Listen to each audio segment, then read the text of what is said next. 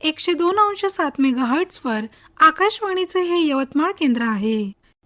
श्रोते हो, यावेळी सायंकाळचे 7:30 वाजत आहेत. ऐकूया शेतकरी बांधवांसाठीचा कार्यक्रम ग्रामायण.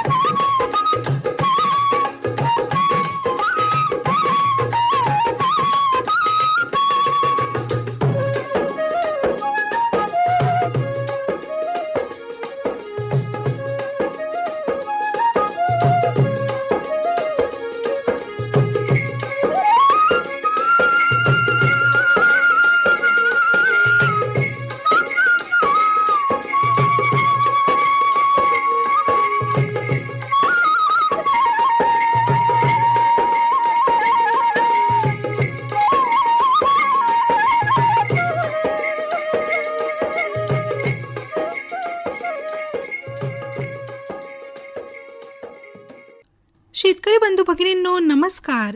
ग्रामायण या आपल्या खास कार्यक्रमात आपणा सर्वांचं मनपूर्वक स्वागत आणि सोबतच भावना कांबळेचा सस्नेह नमस्कार.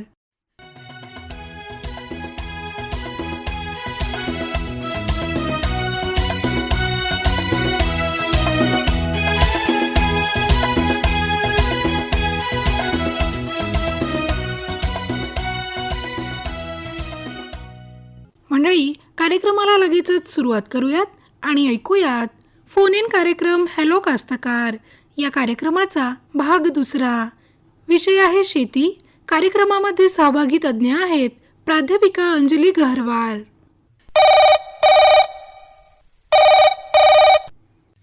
फोन इन कार्यक्रम हॅलो कास्तकार. हॅलो कास्तकार, कोण बोलता आपण? मी राम मधुकर देठे, वडगाव पोलीस स्टेशनवरून बोलतो सर. अच्छा, राम मधुकर देठेजी. आज हॅलो कास्तकारमध्ये शेती हा विषय आहे आणि शेतीविषयक आपला काय प्रश्न आहे? सर, आता आपल्याला गिलार्डियाची लागवड करायची होती. बरं, फुलशेती. हा, फुलशेती करायची आहे. तर सर, आता आपण डिसेंबर महिन्यात फुलशेतीची लागवड करत होतो. बरं. यावेळेस आता थोडं आपलं काहीतरी कारणामुळं लेट झालं. तर आता चालन का सर आपण फुलशेती म्हणजे असं लागवड केली तर? बरं बरं, गिलार्डियाची लागवड करायची आहे आणि इतरही काही फुलझाडाची लागवड करायची आहे. हा, गिलार्डिया आहे आणि आपलं झेंडू आहे. बरं बरं, तर तुमच्या या प्रश्नांना उत्तर देत आहेत आमचे तज्ज्ञ प्राध्यापिका अंजली गहरवार मॅडम. ऐका तर त्यांच्याकडून. हा, नमस्कार भाऊ. नमस्कार मॅडम. कसं आहे की तुम्ही जे म्हटलं की गिलार्डिया किंवा झेंडू तुम्हाला लावायचं आहे. साधारणपणे आपण कसं की उन्हाळ्याचं जर हंगामाचं नियोजन करायचं असेल तर आपण डिसेंबरपासूनच सुरुवात करतो, मग ते कोणतेही फुल पिकाचं असो.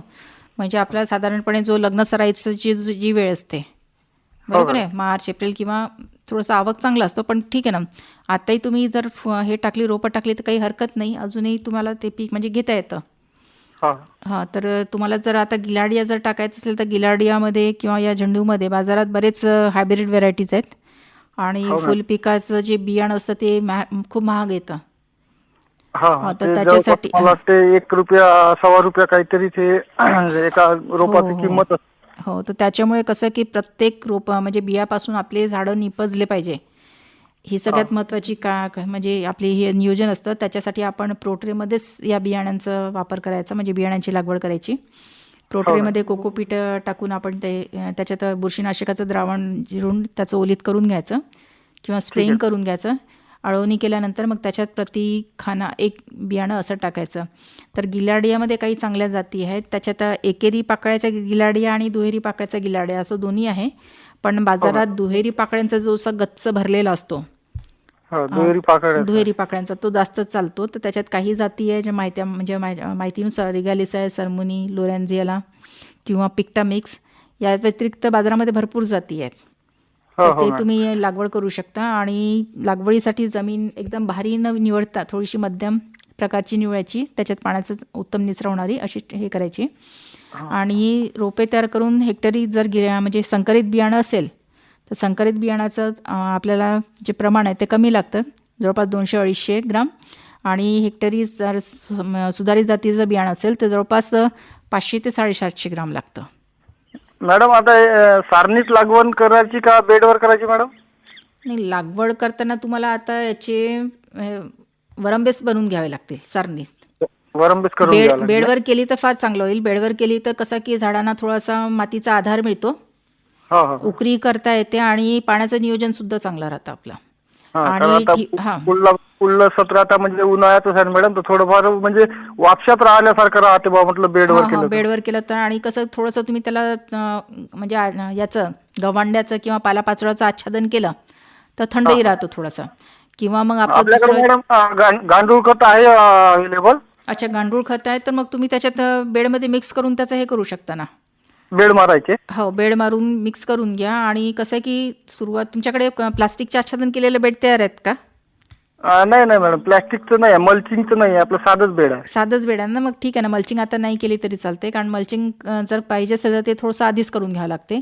आता तुम्ही त्याच्यावर हे गांडूळ खत टाकताच म्हटलं, त्याच्यावर जे काही तुमचं हे असेल पालापाचोळा वगैरे त्याच्याने तुम्ही ते झाकू शकता. इवन गव्हांडाचा किंवा सोयाबीनचा कुटार विटर असला ना त्याच्याने सुद्धा तुम्ही सोयाबीनचं कुटार टाकलाय मॅडम. हां, तर त्याच्याने झाकलं तर ते कसं थोडंसं कुजल्यानंतर ते जमिनीत मिक्सही होऊन जातं बरोबर. आणि थंडावा राहिल्यानंतर रोपांची वाढ सुद्धा चांगली होते. हा हा हां, तर हे जे बियाण्यापासून तुम्ही जे रोपं तयार कराल ते नंतर 1 महिन्यानंतर किंवा 4 आठवड्यानंतर म्हणजे 21 ते 28 दिवसानंतर साधारणपणे 2 बाय 1.5 सेंटीमीटर अंतरावर, हा 2 बाय 1.5 म्हणजे 2 फूट बाय 1.5 फूट, 1.5 फूट. हा हां बरोबर, या अंतरावर तुम्हाला त्याची लागवड करायची. आणि वरंब्यावर जर लागवड करायची असेल तर हे अंतर तुम्ही 1.5 बाय 1.5 ठेवू शकता. बरं बरं ठीक हो, आहे. म्हणजे जोडवाऊ ओळी पद्धतीने सुद्धा तुम्ही हे करू शकता. किंवा वरंब्याची रुंदी जर कमी असेल तर तुम्ही एकच ओळ सुद्धा टाकू शकता आणि 2 वरंब्यातलं अंतर कमी ठेवायचं मग अशा वेळेला. आणि बेडचं अंतर मॅडम 3 फुटाचं आहे. मग 2 जोडवाऊ पद्धतीने करा मग 3 फुटाचं असेल तर. हा म्हणजे एका बेडवर जुडवा पद्धतीने हां, करायचं? एका पेडवर जोडवाऊ पद्धतीने करा आणि 2 ओळ्यांमधलं अंतर 1.5 फुटाचं ठेवायचं. बरं बरं बरं. हो, अशा पद्धतीने हे करायचं. आणि साधारणपणे तुम्हाला 1 ते 1 किलो झेंडूचं बियाणं लागेल आणि गिलाड्यासाठी अर्धा किलो बियाणामध्ये होऊन जाईल, म्हणजे प्रति हेक्टरी. हा हा आणि झेंडूचं जर लागवड करायची असेल तर तुम्ही अंतर अजून कमी करू शकता. बरं 1.5 बाय 1 फूट कोकोपीट अंतरावर आहे. मधलंच आहे मॅडम, हे आपलं रोपचं जे आहे ते कोकोपीट मधलंच आहे, स्ट्रे मध्ये आपण तयार केलं होतं. अच्छा, हा कोकोपीटमधलं असेल तर मग आपण कसं की थोडंसं दाट लावू शकतो त्याला. म्हणजे लागवड दाट करायची का? हां, नाही, साधारणपणे झेंडूची लागवड असेल तर 1.5 बाय 1 फूट अंतर, म्हणजे 2 ओळींमधलं 1.5 अंतर आणि 2 रोपांमधलं 1 अंतर. हा हा हा आणि जर वाण जर थोडं पसरट असेल तर मग 2 बाय 1 फुटावरही करू शकता तुम्ही. पण तुमचं 3 फुटाचं हे आहे ना रुंद, रुंद 3 फुटाचं हां, आहे. तर मग 1.5 फूट अंतर ठेवायचं 2 याच्यातलं ओळींमधलं. 2 ओळीमधलं 1.5 फुटाचं अंतर. 1.5 बाय 1.5 किंवा 1.5 बाय 1 दोनपैकी एक अंतर ठेवून तशी लागवड करायची मग. हा हा मॅडम. आणि खताचं व्यवस्थापन करताना सुद्धा तुम्ही जे पाण्यात विरघळणारे खत आहे ठिबकच्या माध्यमातून, त्याच्या माध्यमातून सुद्धा तुम्ही खताचं नियोजन करू शकता. हा मॅडम. साधारणपणे फुलपिकांना खताच्या मात्रा जास्त लागतात, हा, म्हणजे हा. नत्र खताच्या जास्त लागतात. सरासरी 100 किलो नत्र, 50 किलो स्फुरद आणि 50 किलो पालाश हे प्रति हेक्टरी लागतं. आता तुमच्याकडे जर 1 एकर असेल तर तुम्ही 40 किलो नत्र, 20 किलो स्फुरद आणि 20 किलो पालाश या पद्धतीने तुम्ही ठिबकच्या माध्यमातून जे विरघळणारं खत आहे त्याच्या माध्यमातून तुम्ही ते नियोजन करायचं. आणि आठवड्यातून एकदा हे खतं द्यायचे, म्हणजे महिन्यातून 4 वेळा ठिबकच्या माध्यमातून खतं द्यायची. सुरुवातीच्या 2 महिन्याला ही खतं महत्त्वाची आहे. त्याच्यानंतर मग म्हणजे हे जे तुमचं खत द्यायचं हे 2 महिन्याचं नियोजन असलं पाहिजे तुमचं. हा हा हा एकदा फुलावर आल्यानंतर मग ते आपल्याला खताचं नियोजन करण्याची आवश्यकता नाही. फुलं येईपर्यंत त्याचं नियोजन करायचं ठिबकच्या माध्यमातून. मग नंतर तुम्ही फवारणीच्या माध्यमातून मग जर तुम्हाला पाहिजे असेल तर तुम्ही हे करू शकता. आणि सुरुवातीला तुम्ही आपण जे जिब्रॅलिक ॲसिड म्हणतो, हा मॅडम. तर जिब्रॅलिक ॲसिडचा सुद्धा तुम्ही सुरुवातीच्या वेळेला फवारणी करू शकता. जिब्रालिक ऍसिडची म्हणजे जिब्रॅलिक रोपट्यावर? ॲसिडच्या, हा रोपट्या असल्यावर एक साधारणपणे 20 ते 25 दिवसांनी लागवड केल्याच्या नंतर? लागवड केल्याच्या नंतर, रोपं लागवड केल्याच्या नंतर त्याची एक फवारणी करू शकता. म्हणजे फुलं असतील तर थोडे प्रतिपंप मॅडम 16 लिटरचा पंप आहे, प्रतिपंपात किती टाकावं लागेल आपल्याला जिब्रालिक? जिब्रॅलिक ॲसिड टाकायचं असेल तर तुम्हाला साधारणपणे 1 ग्रामची जी बॉटल असते ती 40 लिटरमध्ये जाते. ती 40 लिटर पाण्यामध्ये 40 लिटर पाण्यामध्ये 1 ग्राम. 1 ग्राम. ग्राम. हां, हा. 1 ग्राम. 1 ग्राम मॅडम. आणि ते जिब्रालिक ॲसिड पाण्यात विरघळत नाही, त्याच्यामुळे ते पहिले अल्कोहोलमध्ये विरघळून घ्यायचं आणि त्याच्यानंतर ते पंपात टाकून त्याची फवारणी करायची. ठीक आहे मॅडम. ठीक आहे. देठेजी, झालं समाधान? हो हो सर, समाधान झालं. आकाशवाणीमध्ये फोन केल्याबद्दल धन्यवाद. हा ठीक. शेतकरी बंधू भगिनींनो, आताच आपण फोन इन कार्यक्रम हॅलो कास्तकार ऐकलात. विषय होता शेती. कार्यक्रमामध्ये सहभागी तज्ज्ञ होते प्राध्यापिका अंजली गहरवार, कृषी जैवतंत्रज्ञान महाविद्यालय यवतमाळ. कार्यक्रमाला निवेदन आणि निर्मिती सहाय्य लाभलं होतं सुमेध मुंगले यांचं. हर जोखिम से निकल कर फसल आए, सुरक्षित हो जाए, फसल बीमा से हर किसान अब आत्मनिर्भर हो जाए। संकट के समय प्रधानमंत्री फसल बीमा योजना किसानों के लिए वरदान है। अब सूखा पड़े या बाढ़ आ जाए कोई डर नहीं, अब ओले पड़े या कीट पतंगे फसल खा जाए कोई फिक्र नहीं, क्योंकि हमने लिया है प्रधानमंत्री फसल बीमा। बुआई से फसल कटाई तक हर जोखिम का दावा, न्यूनतम प्रीमियम पर अधिकतम भुगतान का वादा। योजना से हर साल जुड़ रहे हैं 5 करोड़ से ज्यादा किसान। अब आपकी है बारी। नजदीकी कृषि कार्यालय, सहकारी समिति, बैंक शाखा, अधिकृत बीमा कंपनी या जन सेवा केंद्र में स्वेच्छा से करा सकते हैं पंजीकरण। फसल बीमा पोर्टल या फसल बीमा ऐप द्वारा भी कराया जा सकता है पंजीकरण। प्रधानमंत्री फसल बीमा योजना, आपकी फसलों का संपूर्ण सुरक्षा कवच। कृषि एवं किसान कल्याण मंत्रालय, भारत सरकार. शेतकरी बंधूंनो, हिवाळा ऋतू हा आता संपत आलेला आहे किंवा त्या उत्तरार्धाकडे आपण जात आहोत आणि आता शेतकरी बांधवाची उन्हाळी पीक लागवडीसाठी तयारी किंवा मशागत शेतीमध्ये करण्याचं नियोजन आणि व्यवस्थापन चालू आहे. तर हेच व्यवस्थापन आणि नियोजन करण्यासाठी आणि त्यामध्ये घेण्यात येणारी पिके, उदाहरणार्थ कांदा लागवड आणि टरबूज आणि खरबूज लागवड, त्याचप्रमाणे भाजीपाला लागवड व्यवस्थापन आणि नियोजन या संदर्भात माहिती देण्यासाठी आपल्या स्टुडिओमध्ये आलेले आहेत प्राध्यापिका अंजली गहरवार मॅडम, कृषी जैवतंत्रज्ञान महाविद्यालय यवतमाळ. चला तर जाणून घेऊया कांदा लागवड आणि टरबूज खरबूज लागवड व्यवस्थापन याविषयीची माहिती. नमस्कार मॅडम. नमस्कार. टरबूज खरबूज लागवड आणि कांदा लागवड तंत्रज्ञान आणि व्यवस्थापन या संदर्भात काय संदेश आमच्या शेतकरी बांधवांना द्या? उन्हाळी हंगामाची सुरुवात म्हणजेच आपल्याला जानेवारी फेब्रुवारीपासून आपण होते, कारण कसं आहे की थंडी पूर्णपणे जवळपास जानेवारी महिन्यात ओसरत आलेली असते आणि तापमान हळूहळू वाढीला लागतं. आणि उन्हाळ्यासाठी आपल्याला जे बाजारात जे पिकं पाहिजे किंवा बाजारात जे माल विकायला यायला पाहिजे ते साधारणपणे मार्च महिन्यात निघतो. मग मार्च महिन्यात जर आपल्याला बाजारात मालाची आवक पाहिजे असल्यास तर त्याचे लागवडीचं नियोजन हे आपल्याला जानेवारी महिन्यातच करावं लागतं. आणि तसे थंडी म्हणजे ओसरती आल्यानंतर आपल्याला लगेच मग कोणतं पीक निवडायचं आणि कुठे म्हणजे किती प्रमाणात बियाणं घ्यायचं आणि कोणतं वाण घ्यायचं, या सगळ्या गोष्टींचं नियोजन आपल्याला करणं आवश्यक आहे. सध्या जर आपण कांदा या पिकाच्या बाबतीत जर आपण विचार केला तर कांद्याचं जे आपण आपल्या विदर्भामध्ये रब्बी हंगामाचा जो कांदा आहे त्याची पेरणी, बियाण्यांची पेरणी आपण नोव्हेंबर महिन्यातच करतो. म्हणजे जवळपास आपल्याला 8 आठवड्याचं रोप आपल्याला जानेवारी महिन्यात तयार लागतं पुनर्लागवडीसाठी. त्या हिशोबाने आपण नोव्हेंबर महिन्यात त्याची म्हणजे बियाण्यांची पेरणी केलेली आहे. आणि ज्या शेतकऱ्यांच्या शेतावर ही रोपे तयार असतील आता आणि त्यांना पुनर्लागवड करायची असेल, त्यांनी जानेवारीच्या पहिल्या 15 म्हणजे आजची 15 तारीख आहे, तर आता पुनर्लागवडीसाठी योग्य अशी वेळ आहे. तर ताबडतोब म्हणजे किंवा त्वरित जेवढ्या लवकर होईल तेवढं ही पुनर्लागवड करून घेणं आवश्यक आहे. ज्यांच्याकडे काही शेतकरी बियाणे फेक्यू पद्धतीने टाकूनसुद्धा कांद्याची लागवड करतात, परंतु फेक्यू पद्धतीने जर आत्ता यावेळी जर लागवड करतो म्हटलं तर आपलं जो कांद्याचा हंगाम आहे किंवा त्याची माल निघण्याची जी वेळ आहे ती जवळपास मेमध्ये वगैरे जाते आणि त्याच्यात फुलोर येण्याचं प्रमाणसुद्धा वाढतो. म्हणून ज्यांच्याकडे रोप तयार असतील किंवा कांद्याची चोप तयार असेल त्या शेतकऱ्यांनी आता पुन्हा लागवडीच्या माध्यमातून कांद्याची जी चोप आहे ती शेतामध्ये लावून घ्यावी. कांदे लागवड करण्यासाठी आपण जर शेताची चांगली मशागत केलेली असेल किंवा जमिनीची मशागत केलेली असेल तर त्याच्यात आपण सपाट वाफे पद्धतीने आपण या कांद्याची लागवड करू शकतो. काही शेतकरी गादी वाफ्यावरसुद्धा जर ठिबक सिंचनची सोय असेल किंवा रुंद वारंबा पद्धतीने सुद्धा लागवड करून घेतात, ज्या ठिकाणी ओलिताची चांगली सोय असेल ठिबक पद्धतीने. जर नसेल किंवा पाणी जर कमी असेल तर मग सपाट वाफे पद्धतीने सुद्धा आपण या कांद्याची चोपाची आपण लागवड करू शकतो. आता कांद्याच्या चोपाची जर आपल्याला लागवड करायची असेल तर साधारणपणे 10 बाय 10 सेंटीमीटर अंतरावर आपल्याला ही लागवड करायची आहे. आणि लागवड केल्यानंतर लागवडीच्या आधी थोडंसं आपल्याला जमिनीमध्ये ओल असणं आवश्यक आहे आणि चोप लागवडीनंतरसुद्धा आपल्याला जमिनीला पाणी देणं आवश्यक आहे. चोप लागवडीनंतर सगळ्यात महत्त्वाची बाब म्हणजे पाणी दिल्यानंतर आपल्याला या पिकासाठी खताचं व्यवस्थापन करायचं आहे. आणि ही खत व्यवस्थापन करताना चांगलं कुजलेलं शेणखत हे आपण जेव्हा जमिनीची मशागत करतो त्यावेळेसच आपल्याला जमिनीत टाकून द्यायचं आहे. आणि त्याच्यानंतर चोप लागवडीनंतर आपल्याला हेक्टरी 100 किलो नत्र, 50 किलो स्फुरद आणि 50 किलो पालाश या प्रमाणात आपल्याला खते द्यायची आहेत. आणि एकरी जर विचार केला तर 40 किलो नत्र, 20 किलो स्फुरद आणि 20 किलो पालाश आपल्याला हेक्टरी द्यायचं आहे. या नत्र, स्फुरद, पालाशसोबत आपण बेनसल्फ हे जे खत आहे ते सुद्धा आपण कांद्याला देऊ शकतो. 30 किलो गंधकाची बेनसल्फ या खताच्या माध्यमातून हे हेक्टरी आपण हे प्रमाण आपल्याला द्यायचं आहे.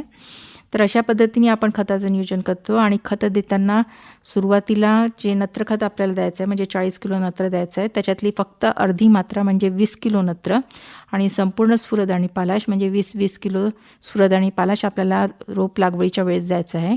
आणि उरलेले अर्ध्या नत्राची मात्रा ही आपण रोप लागवडीनंतर 1 महिन्यानंतर आपल्याला द्यायची आहे. तर अशा पद्धतीने आपल्याला कांद्याचं नियोजन करायचं आहे. तणांच्या नियंत्रणासाठी मात्र आपल्याला कांदा चोप लागवडीनंतर आपल्याला 3 ते 4 वेळा आपल्याला या शेत जमिनीमध्ये किंवा कांद्याच्या शेतामध्ये आपल्याला निंदन करून घ्यायचं आहे. आणि आपण कीटकनाशक जर वापरायचं असेल आपल्याला तर ट्रायफ्लोरेलिन हे कीटकनाशक आहे ते 1 किलो प्रति हेक्टरी फवारून आपण त्याचं एक म्हणजे तणांचं नियंत्रण करू शकतो. दुसरं एक ऑक्झिफ्लोरोफिन नावाचं एक तणनाशक आहे ते सुद्धा आपण कांदा रोप लागवडीनंतर 20 ते 25 दिवसांनी आपण किंवा 15 ते 20 दिवसांनी आपण त्याचं एक फवारणी करून आपण या तणांचं चांगल्या पद्धतीने नियंत्रण करू शकतो. तर अशा पद्धतीने आपल्याला या कांदा या पिकाचं नियंत्रण करायचं आहे. काही शेतकरी ज्यांना टरबूज आणि खरबूज आपल्या शेतामध्ये घ्यायची आहेत त्यांच्यासाठी त्यांनी जर आपलं शेतजमीन चांगली मशागत करून ठेवलेली आहे किंवा रुंद वाफे पद्धतीने त्यांनी जर आपले वाफे तयार करून घेतलेले असतील तर त्यांनी टरबूज किंवा खरबूज लागवडीसाठी आता तयारी करणं आवश्यक आहे. त्याच्यासाठी बाजारात जे चांगले संकरित वाण असतील तर ते संकरित वाणांचं निवड करून त्यांनी आपले जे टरबूज आणि खरबूजचे जे बियाणे आहे ते प्रोट्रेमध्ये प्रति खाणं 1 असं रोप लावायचं. आणि रोप लागवडीपूर्वी हे जे प्रोट्रे आहे त्याच्यात ते कोकोपीटनी ते पूर्णपणे भरून घ्यायचं आणि म्हणजे भरून त्याला ओलीत करून घ्यायचं आणि त्याच्यानंतर प्रति खाण्यामध्ये त्यांना बियाणं टाकायचं आहे. आता प्रोट्रे जर आपण वापरत असाल तर म्हणजे गादी वाफर जर आपल्याला तयार करायचं असेल तर आपण 3 ते 4 किलो बियाणे प्रति हेक्टरी आपल्याला लागतं. परंतु प्रोट्रेमध्ये जर शेतकरी तयार करत असतील तर मग मात्र आपल्याला 600 ते 700 ग्राम बियाणं प्रति हेक्टरीमध्ये आपलं काम भागून जातं. आणि ही जी प्रोट्रेमधली रोपं आपण जेव्हा गादी वाफर लावतो तेव्हा त्याच्यातलं अंतरसुद्धा कमी असते ते म्हणजे 45 सेंटीमीटर 2 रोपांमधलं अंतर असतं. तर अशा पद्धतीने आपल्याला ही लागवड करायची आहे. लागवड करताना आपण जेव्हा जमीन तयार करतो तर जमीन तयार करताना आपला जो वाफा रुंद वरंबा आपल्याला तयार करायचा आहे तो रुंद वरंबा साधारणपणे आपण 1.5 ते 2 फूट रुंद एवढा ठेवायचा आणि 2 वरंब्यामध्ये जवळपास 4 फुटाचे अंतर ठेवावे. आणि या तयार केलेल्या वरंब्यामध्ये आपल्याला 1.5 सेंटीमीटर म्हणजे 1.5 फूट अंतरावर आपल्याला रोपांमधलं अंतर ठेवून या रोपांची लागवड करायची आहे. अशा प्रकारे आपण या टरबूज पिकासाठी लागवड करायची आहे. आणि जेव्हा आपल्याला खरबूज या पिकाचं नियोजन करायचं आहे तर खरबूज पिकासाठी सुद्धा आपण 1.5 ते 2 फूट रुंदीचं गादी वाफा तयार करायचं आहे. आणि सारखंच म्हणजेच 2 फूट अंतरात आपल्याला 2 वाफ्यामध्ये ठेवून 2 रोपांमधलं अंतरसुद्धा आपल्याला टरबूज सारखंच म्हणजे 1.5 फूट ठेवायचं आहे. आणि खरबूज या पिकासाठी आपल्याला साधारणपणे प्रोट्रेमध्ये जर रोपं तयार करायची असतील तर 750 ते 800 ग्राम आपल्याला बियाणं लागतं. आणि प्रोट्रेचा जर वापर आपण करत नसू तर मग आपल्याला 2 ते 3 किलो बियाणं प्रति हेक्टरी आपल्याला लागेल. तर अशा पद्धतीने आपण खरबूज आणि टरबूज या बियाण्यासाठी आपण प्रोट्रे वापरायचे. त्याच्यानंतर कोकोपीट माध्यमातून प्रोट्रे भरून घ्यायचे आणि संकरित वाणांचं आपल्याला ज्या वाण आहेत त्या वाणांचं बियाणं आपण याच्यात टाकून म्हणजे प्रोट्रेमध्ये टाकून त्याच्यानंतर आपले लागवड योग्य झाल्यावर ती रोपं आपल्याला रुंद वाफ्यामध्ये आपल्याला लावून घ्यायची आहेत. अशा पद्धतीने हे म्हणजे बियाणं लावल्यानंतर मग मात्र आपल्याला खताचं नियोजनसुद्धा तेवढंच महत्त्वाचं आहे. जवळपास 3 ते 4 आठवड्याची जी रोपं आहेत ती जेव्हा आपण या जमिनीमध्ये किंवा वाफ्यामध्ये लावू तर लावताना मात्र आपल्याला जवळपास 80 किलो नत्र, 40 किलो स्फुरद आणि 40 किलो पालाश आपण हेक्टरी या पिकाला देणं आवश्यक आहे. आणि एकरी जर पिकाचं नियोजन असल्यास 40 किलो नत्र, 20 किलो स्फुरद आणि 20 किलो पालाश आपल्याला या पिकाला द्यायचं आहे. खताचं नियोजन करताना नत्राची अर्धी मात्रा म्हणजे जवळपास 20 किलो नत्र आणि स्फुरद आणि पालाशची संपूर्ण मात्रा म्हणजेच 10 किलो 20 किलो स्फुरद आणि पालाश आपल्याला पिकाच्या लागवडीच्या वेळेस म्हणजे रोपं लावताना आणि त्याच्यानंतर 1 महिन्यानी उरलेली नत्राची अर्धी मात्रा म्हणजे 20 किलो नत्र आपल्याला विभागून द्यायचं आहे. आणि एकदा रोपं लावल्यानंतर जवळपास जमिनीचा मगदूर, वातावरण हे सगळं लक्षात घेऊन आपल्याला पिकाच्या गरजेनुसार पाण्याचा कालावधी कमी करायचा आहे. शक्यतोवर शेतकऱ्यांनी ठिबक सिंचन पद्धतीचा वापर करायचा आहे. आणि जेव्हा आपण रुंद वाफ्यावर आपण जेव्हा पिकं लावणार आहे किंवा रोपं लावणार आहेत तर त्यावेळेला आपण जर प्लास्टिकचं मल्चिंग जर वापर केला तर मल्चिंगच्या वापरामुळे आपल्याला तिथे तणांचं नियंत्रण करता येते, तण कमी उगवतं. त्याच्यानंतर ओलिताच्या पाण्याच्या पाळ्या कमी लागतात आणि पिकाची वाढसुद्धा जोमदार होते आणि फळांची गुणवत्तासुद्धा चांगली राहते. तर अशा प्रकारे आपण रोटरी या पद्धतीचा वापर करून, त्याच्यानंतर संकरित बियाण्यांचा वापर करून, त्याच्यानंतर रुंद वरंबा पद्धती आणि सोबत मल्चिंग या सगळ्या तंत्रज्ञानाचा वापर करून आपण टरबूज आणि खरबूज या दोन्ही पिकाचं आपण चांगल्या पद्धतीने उत्पन्न घेऊ शकतो. तर अशा प्रकारे शेतकऱ्यांनी जर नियोजन केलं तर टरबूज, खरबूज तसंच जर ज्यांच्याकडे कांद्याची रोपं लागवडीस तयार असेल त्यांनी कांद्याचंसुद्धा चांगल्या म्हणजे लागवड करून घ्यायची आणि योग्य वेळी हीच कांदा लागवड करायची. जसजसा उशीर होईल तसतसे कांद्यातून फुलदांडे निघण्याचे प्रमाण वाढतील. त्याच्यामुळे आत्ता शेतकऱ्यांनी या कांदा पिकाची सुद्धा लागवड करून घेणं आवश्यक आहे.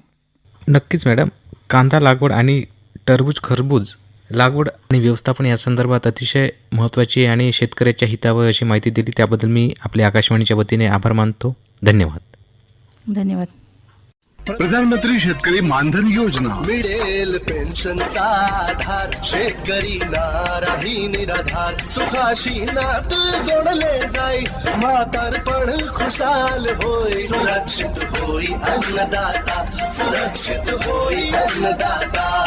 प्रधानमंत्री शेतकरी मानधन योजनेनं लघु आणि सीमांत शेतकऱ्यांचं भविष्य होईल सुरक्षित आणि 60 वर्ष वयापासून 3,000 रुपयांची मासिक पेन्शन होईल सुनिश्चित. 55 रुपये ते 200 रुपयापर्यंत मासिक हप्ता देऊन प्रवेश करू शकतात 18 ते 40 वर्ष वयाचे शेतकरी. या अंशदायी योजनेत सरकार देईल बरोबरीचे योगदान. सर्व शेतकरी बंधू भगिनींनी या योजनेच्या लाभाकरिता जनसेवा केंद्रात जावे आणि आपले निशुल्क नोंदणीकरण करावे. प्रधानमंत्री शेतकरी मानधन योजना, अन्नदात्याच्या परिश्रमाचा आधार, पेन्शननं त्याचं भविष्य सुरक्षित साकार. कृषी आणि शेतकरी कल्याण मंत्रालयातर्फे जनहितार्थ जारी.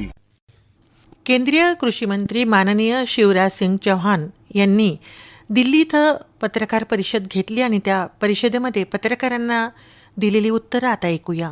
शासनाने लागू केलेल्या सीड ॲक्टबद्दल पत्रकार परिषद घेतली आणि त्यातील काही प्रश्न याप्रमाणे होते.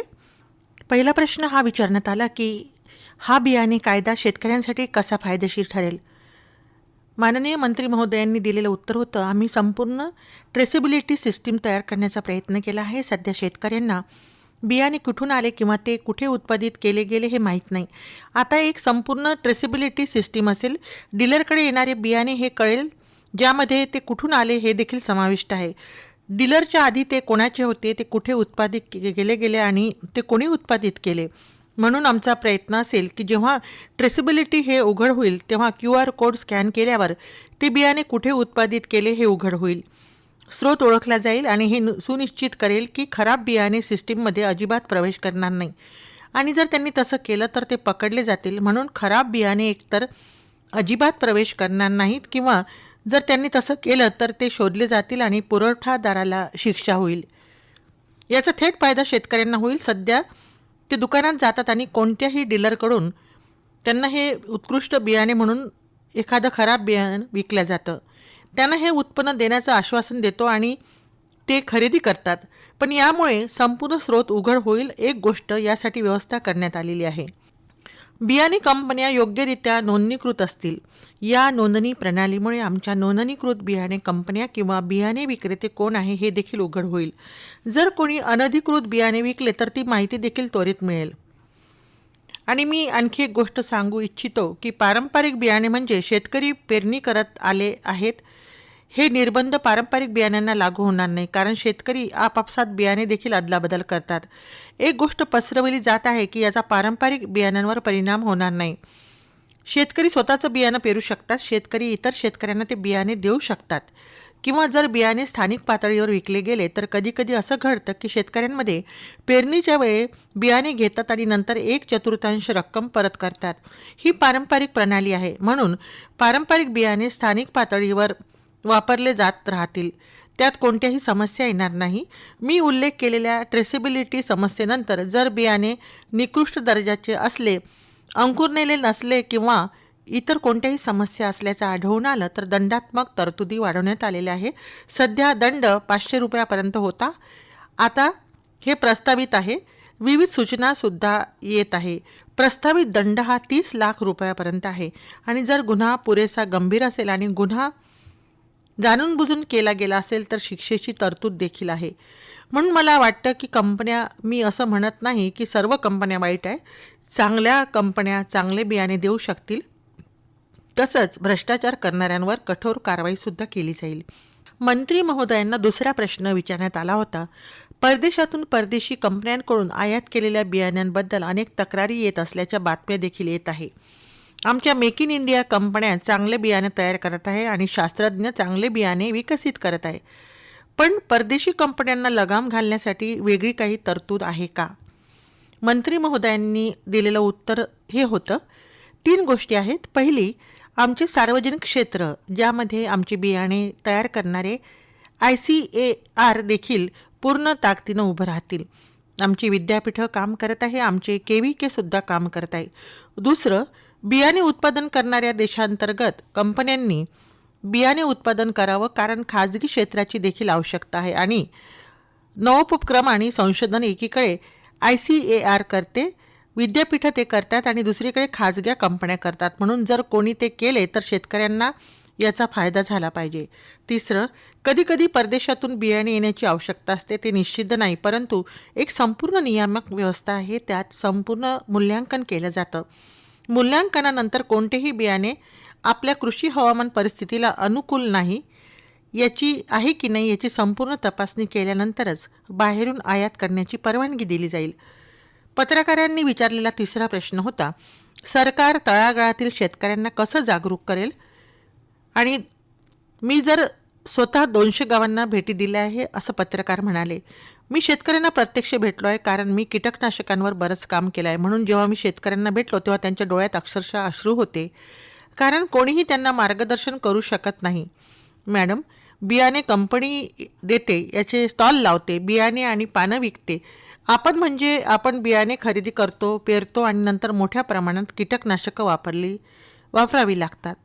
यानंतरही आपलं पीक वाढत नाही, म्हणून कुठेतरी जागरूकतेचा मोठा अभाव आहे. मंत्री महोदयांनी दिलेलं उत्तर याप्रमाणे होतं, शेतकऱ्यांना जागरूक करण्यासाठी आपण विकसित कृषी संकल्प अभियान सारख्या मोहीम सुरू केल्या आहे. आपले शास्त्रज्ञ, आपले अधिकारी, आपले KVK त्यात सहभागी आहे. आपल्या विद्यापीठातील लोक आणि प्रगतिशील शेतकरी गेल्या वर्षीप्रमाणेच वर्षातून एकदा एकत्र येतील आणि यावेळी आम्ही ते पुन्हा करू, म्हणजे आपण जाऊन शेतकऱ्यांना शिक्षित करू. दुसरं म्हणजे आम्ही कृषी विज्ञान केंद्रांना या प्रकारच्या शिक्षणासाठी नोडल एजन्सी बनवू, कारण आमच्याकडे प्रत्येक जिल्ह्यात 1 KVK आहे, 731 KVK. ते सक्रिय राहतील आणि शेतकऱ्यांना त्यांच्या वैशिष्ट्यांबद्दल आणि इतर माहिती, कोणत्याही कमतरतांबद्दल माहिती देतील. आम्ही KVKची भूमिका अधिक प्रभावी बनवण्याचा प्रयत्न करू. पत्रकारांनी विचारलेला हा एक प्रश्न होता, बनावट बियाण्यांबाबत काय तरतुदी आहेत? निश्चितच एक तरतूद आहे. जर निकृष्ट बियाणे असेल, जसं मी आधी सांगितलं, आतापर्यंत 500 रुपयापर्यंत दंड होता, जो कोणीही भरू शकत होता. आता 30 लाख रुपयापर्यंत दंड आहे. आणि जर जाणून बुजून सदोष बियाणे विकले किंवा तयार केले तर 3 वर्षापर्यंत तुरुंगवासाची सुद्धा तरतूद आहे. यानंतरचा प्रश्न होता, मंत्री महोदय, विरोधी पक्षाने बनावट बियाण्यांबद्दल अनेक प्रश्न उपस्थित केले आहे, परंतु सर्वात महत्त्वाची गोष्ट म्हणजे तुम्ही म्हणत आहात की त्यावर अंकुश लावण्याची गरज आहे आणि तुम्ही एक नवीन कायदा आणणार आहात. तर अर्थसंकल्पीय अधिवेशन येत आहे, तुम्ही त्याविरुद्ध एक नवीन कायदा आणाल का? त्यांना दिलेलं उत्तर याप्रमाणे होतं. तुम्हाला आठवत असेल की आम्ही दरम्यान विकसित कृषी संकल्प मोहीम सुरू केली होती. तरीही शेतकऱ्यांकडून एक मोठी तक्रार अशी होती की ते खरेदी केलेले बियाणे अनेकदा निकृष्ट दर्जाचे किंवा बनावट ठरतात. काही दावे केले जातात, परंतु परिणाम काही वेगळाच असतो. म्हणून आपल्याला यावर लक्ष देण्याची गरज आहे. बियाण्यांचा हा मुद्दा वेळोवेळी उपस्थित केला गेला आहे आणि म्हणूनच 1966च्या जुन्या बियाणे कायद्यात 5 ते 100 रुपयांच्या किरकोळ दंडाची तरतूद होती. ते फारसं प्रभावी नव्हतं, म्हणूनच एका बियाणे कायद्याची आवश्यकता भासू लागली, जो शेतकऱ्यांना निकृष्ट किंवा बनावट बियाणे पुरवठा करणाऱ्यांना, मग ते कंपनीच्या असो वा इतर, यापासून प्रभावीपणे संरक्षण देईल. आणि जर कोणी जाणून बुजून असं केलं तर त्याला कठोर शिक्षेची तरतूद असेल, जेणेकरून शेतकऱ्यांना निकृष्ट बियाणे विकणाऱ्यांना दंड आणि व्यवस्था यामुळे दोन्हीमुळे या चुकांपासून किंवा गुन्ह्यापासून परावृत्त केलं जाईल. शेतकऱ्यांना दर्जेदार बियाणे मिळावे यासाठी अशा तरतूद करण्यात आलेला आहे. शेवटचा प्रश्न हा होता की मंत्री महोदय, 2026मध्ये सादर होणारे बियाणे विधेयक राज्य सरकारच्या अधिकारांचं उल्लंघन करेल का? अजिबात नाही. राज्य सरकारने सर्व काही हाताळलं पाहिजे. आम्ही समन्वय साधू. शेती हा राज्याचा विषय आहे. राज्याचे विद्यमान अधिकार याबाबत कायम राहतील. केंद्रीय कृषी मंत्र्यांनी घेतलेल्या पत्रकार परिषदेतील प्रश्नोत्तरी आपण ऐकलीत. आणि मंडळी, आता वेळ झाली आहे ग्रामायण या खास कार्यक्रमातून निरोप घेण्याची. भेटूया उद्याच्या किसानवाणी या कार्यक्रमात. तोपर्यंत भावना कांबायला अनुमती द्या. नमस्कार.